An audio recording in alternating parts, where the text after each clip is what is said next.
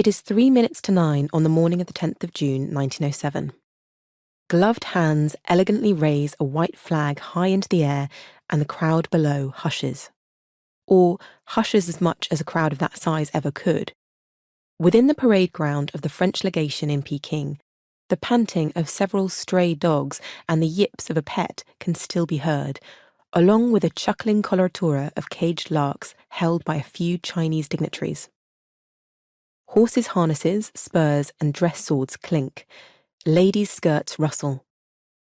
The click of cameras. A breeze jostles colourful bunting and a large banner over the gate reading Bon Voyage. The wind brings with it the quickening patter of a June rainstorm that might, with luck, fall long enough to slake Peking's dust, but cease before it renders the streets an oozing, mustard-hued morass. Discernible above, below, and overwhelming all other sounds is one never heard on the city streets before: the throbbing, thrillingly modern basso profundo of 5 automobile engines. The automobiles had gathered in the misty parade ground just before 7:30, expecting an 8 o'clock departure, but at 10 minutes past the hour they remained stationary. Tedious formalities gobble up the minutes.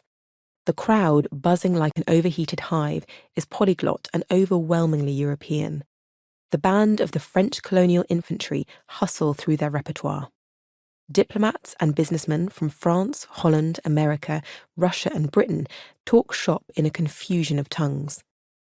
Some had arrived by train earlier that morning or the day before from the business centres of Tientsin and Shanghai to witness the historic start of China's first automobile race. Most drolly predict it will end before the cars reach the Great Wall, a day or so's ride north. They regale one another with a crescendo of travellers' tales, the rocky pinch of mountain passes, infested roadside inns, ruts like moats, the parched vastness of the Gobi. Heads turn to watch the slow progress through the crowd of a dignified, white-bearded figure. Sir Robert Hart, Inspector General of China's Customs Service and the most revered foreigner in China, nods and exchanges greetings with acquaintances, leaving a respectful hush in his wake. He stops to talk to a statuesque couple wearing well-tailored, ankle-length travelling coats. It is Prince Borghese, driver of the Atala, and his wife, Anna Maria. She is vivacious, putting both hands out in greeting and smiling. Borghese inclines his head. Nearby, Jean Duthaillis, a correspondent for Le Matin, due to travel with the Spiker, perches on a packing case like an ungainly heron. An assortment of clothes, long limbs, and wire-framed spectacles, he is completely absorbed in scribbling a last-minute dispatch.